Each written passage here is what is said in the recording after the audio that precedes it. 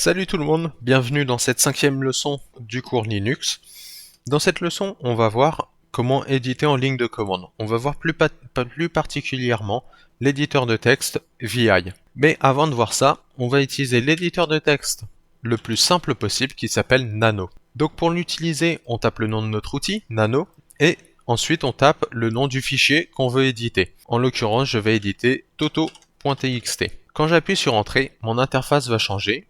On voit que j'utilise GNU Nano 6.0, que je suis dans le dossier, que je suis sur le fichier toto.txt, et en bas, on voit ici, donc là, il y a un new file qui apparaît, mais surtout là, ici, on voit un truc help, write out, where is, etc., etc., etc. Tout ça, ce sont les commandes qui vont nous servir à utiliser notre éditeur de texte. Le petit chapeau qu'il y a avant les lettres, ça veut dire qu'il faut appuyer sur CTRL, sur CTRL, plus la lettre. Donc par exemple, pour quitter, on va appuyer sur CTRL X. Là, si j'appuie sur CTRL X, je quitte le fichier. Pour écrire, rien de plus simple, on voit que j'ai mon pointeur qui est ici. On voit le carré blanc tout en haut à gauche. Et je peux écrire bonjour. Je peux effacer, je peux sauter une ligne, je peux faire absolument tout ce que je veux, comme si j'étais dans un éditeur de texte classique. J'ai quelques petites choses en bas. Par exemple là, si je surligne Nano, ensuite je peux faire CTRL-K pour couper. En faisant CTRL-K, j'ai même coupé toute la ligne. En fait, il ne coupe pas ce qu'on surligne, il coupe toute la ligne. Et CTRL-U pour coller. Donc vous voyez, là on coupe une ligne, là on colle une ligne. Nano, on passe très rapidement dessus parce que moi personnellement, je ne m'en sers jamais. Comme vous pouvez voir, c'est un éditeur de texte, tout ce qu'il y a de plus simple. CTRL X, là si on fait un CTRL X alors qu'on a fait des modifications, il nous dit sauvegarder les modifications du buffer. Donc quand il dit le buffer, ça veut dire dans le fichier, ça veut dire en mémoire. Si on met un Y, ça valide tout de suite. Juste en tapant sur Y, ça valide tout de suite. Et là, il nous demande quel est le nom du fichier dans lequel je dois écrire ce qu'il y a dans le buffer, donc ce qu'il y a en mémoire ici. Toto.txt, on a juste à appuyer sur Entrée, et là il a écrit mon toto.txt. Maintenant, moi j'utilise VI, qui est un éditeur de texte. Il existe aussi Vim, avec un M. Vim, c'est la version Improved, donc la version améliorée de VI. Dans la version de VI, par exemple, on ne peut pas se déplacer avec les flèches directionnelles. Donc la version Vim améliore un peu l'utilisation de VI. En général, VI va rediriger vers Vim. En général, on utilise VI, même si c'est Vim. Enfin bref, tout ça mis à part, donc on va faire VI, un peu comme tout à l'heure avec notre Nano. On écrit ensuite le nom de notre fichier. Là, on arrive dans notre fichier. Première chose qu'on remarque, c'est là, en bas à gauche, on voit qu'il y a le nom du fichier. 4L pour 4 lignes et 46B, donc au total j'ai 46 lettres. Si vous essayez d'écrire, vous remarquerez que vous ne pouvez pas écrire. Et c'est tout à fait normal. VI fonctionne avec différents modes. Quand on est là sur VI, comme ça, quand on vient d'ouvrir VI, par défaut, on est en mode commande, pas en mode insertion. Vous inquiétez pas, vous allez très vite comprendre. Donc pour se déplacer, si on a Vim, on peut se déplacer avec les flèches directionnelles. Dans le cas où on n'a pas Vim, mais où on a VI, il faut utiliser J, ça descend, K, ça monte, L pour aller à droite et H pour aller à gauche. On va se déplacer donc avec ces touches-là. Donc ça, c'est pour le déplacement. Là, on est en mode normal, donc on ne peut pas insérer de texte. Pour passer en mode insertion, donc le mode insertion, ça nous permet d'insérer du texte, d'écrire dans notre fichier. On va appuyer sur I. Une fois qu'on appuie sur I, vous voyez en bas à gauche, on a 2 tirets et Insert. Donc là, on est en mode insertion. Et ici, on peut écrire. Et pour quitter le mode insertion, on appuie sur Échappe.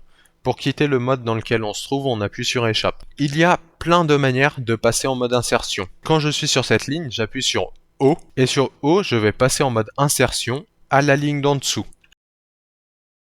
Ensuite, on va voir d'autres commandes. Donc, comme vous pouvez voir, quand on est en mode normal, appuyer sur les touches, ça fait d'autres actions qu'écrire. Par exemple, si on appuie sur U, on annule la dernière action.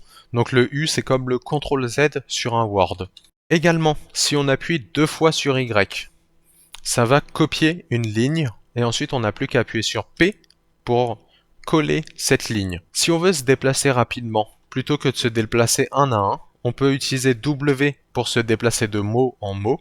W avance de mot en mot vers l'avant et B avance de mot en mot vers l'arrière. Donc ça nous permet de nous déplacer plus rapidement. Ensuite, il faut savoir que GG, ça représente le début du fichier. Donc GG, on arrive tout en haut du fichier. G majuscule, on arrive tout en bas du fichier, à la dernière ligne. Pour copier-coller, c'est pareil. On peut faire un Y. Ensuite, vous voyez là en bas, j'ai un petit Y qui est apparu. Là, je peux taper un nombre. Par exemple, 2. En faisant Y2 et en rappuyant sur Y, ça veut dire que j'ai copié 2 lignes. Donc là, quand je colle les 2 lignes que j'ai copiées. De la même manière que Y sert à copier, DD, il sert à supprimer une ligne. Donc si on fait DD, on supprime une ligne. Si on veut simplement supprimer un caractère, on appuie sur X. Donc voilà, là par exemple, j'ai appuyé plusieurs fois sur X, j'ai supprimé le mot nano comme ça. Ensuite là, je peux taper mon texte. Le début de ligne, c'est représenté par le petit chapeau. Donc j'appuie sur la touche du petit chapeau suivi d'espace, ça me revient, je reviens au début de la ligne. Pour aller à la fin de la ligne, j'appuie sur le signe $. Donc je peux comme ça voyager très vite dans la ligne. Et ensuite, également très pratique, en appuyant sur R, je passe en mode replacement, c'est-à-dire que je remplace. Donc là, j'appuie sur R, je peux remplacer le caractère sur lequel je me trouve actuellement. Ensuite, je vais vous montrer comment faire des commandes, c'est-à-dire que c'est possible de lancer des commandes depuis l'éditeur de texte. Pour ça, il suffit d'appuyer sur les 2 points. Vous voyez, quand j'appuie sur les 2 points, en bas à gauche, il y a les 2 points qui apparaissent, et ici, je peux taper mes commandes. Il y a certaines commandes qui sont propres à VI. Par exemple, il y a la commande set numbers, et ça va afficher les numéros de ligne. Et là, je me suis trompé parce que c'est number sans S. Et donc en faisant set number, j'affiche les numéros des lignes. Vous voyez à gauche, les numéros des lignes sont apparus. Également des commandes, je peux lancer des commandes externes. Par exemple, donc je fais mon 2 points, un point d'exclamation, et là je peux lancer une commande externe. Par exemple, ls-l. En faisant ça, je reviens là sur mon terminal, je suis sorti du fichier, mais le fichier reste ouvert. Et ici j'ai tout le résultat de ma commande qui apparaît, et j'ai juste à appuyer sur entrée, pour revenir sur mon texte. Maintenant, on va voir, il y a différentes manières de sauvegarder, parce que sauvegarder et quitter, ce sont des commandes sous VI. Donc le 2.w, W comme write, pour écrire, donc ça va sauvegarder notre fichier. 2.q, c'est pour quitter, donc Q comme quit. Et on peut mélanger ces deux caractères, c'est-à-dire qu'on peut faire un WQ pour écrire et quitter. Ce écrire et quitter, il existe un raccourci pour écrire et quitter et c'est le X. Donc 2.x va écrire et quitter. Donc 2.x, on sauvegarde et on quitte. Là, si j'affiche mon fichier, on voit qu'il y a bien tout qui a été écrit. Après, on peut ouvrir nos différents fichiers. Là, quand je l'ai ouvert, vous voyez en bas à gauche, il me dit bien que j'ai ouvert etcpasswd, mais il me dit read only. Donc ça, c'est tout à fait normal, je n'ai pas le droit de modifier ce fichier. Ici, de la même manière, je peux faire mon set number. Alors, le set number, on n'est pas obligé de l'écrire en entier. SE, il n'y a plus d'ambiguïté. Donc pour VI, il n'y a pas d'ambiguïté. SE, ça ne peut correspondre qu'à 7. Donc on peut s'arrêter ici. Et NU, il sait qu'il n'a aucune commande qui contient NU à part number. Donc avec un SE NU, c'est l'équivalent du set number. Donc pour se déplacer, J pour descendre, L pour aller à droite, H à gauche et K pour remonter. Si on veut aller à la fin du fichier, un G majuscule, au début du fichier, GG. Pour rechercher dans le fichier, on a juste à faire un slash. Vous voyez en bas à gauche, il y a un slash. Et disons que je cherche bash. Là, on voit que il m'affiche le résultat de bash. Il surligne tous les mots bash qu'il va trouver. Donc là, j'appuie sur entrée pour valider que je recherche le mot bash. Et ensuite, j'appuie sur la touche N, N pour next. Et là, en l'occurrence, il n'y a qu'un seul bash. Donc il me dit search it bottom. Donc on est arrivé tout en bas du fichier. Donc en gros, il n'y a pas d'autres itérations de ce mot dans la suite du fichier.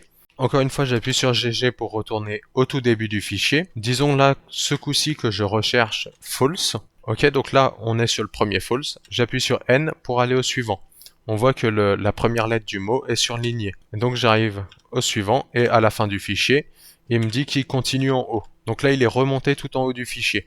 Et donc mon N, il continue. Et pour aller en arrière, on appuie sur la touche majuscule et sur N en même temps. Là, on ne peut pas faire un 2.x, étant donné qu'on n'a pas fait de modification et aussi que le fichier est en lecture seule. On va faire un 2.q pour quitter, seulement pour quitter. Et si jamais on a une erreur avec le 2.q, on peut faire 2.q point d'exclamation pour dire je veux quitter sans rien sauvegarder. Donc je vais vous montrer là par exemple, disons que j'ai rajouté une ligne alors que je suis en lecture seule. Donc si j'essaye de quitter, il va me dire il y a eu des changements depuis l'ouverture du fichier, donc ajoute le point d'exclamation pour effacer ces changements, pour ne pas prendre en compte ces changements. Donc il faut que je fasse 2.q point d'exclamation pour quitter ce fichier. C'est tout ce que j'avais à vous montrer pour VI, pour l'édition de texte en ligne de commande. Donc n'hésitez pas à pratiquer VI, à créer des petits fichiers, à écrire des petites choses. Dans tous les cas, c'est tout ce que j'avais à vous montrer dans cette leçon. Amusez-vous bien et je vous dis à la prochaine leçon.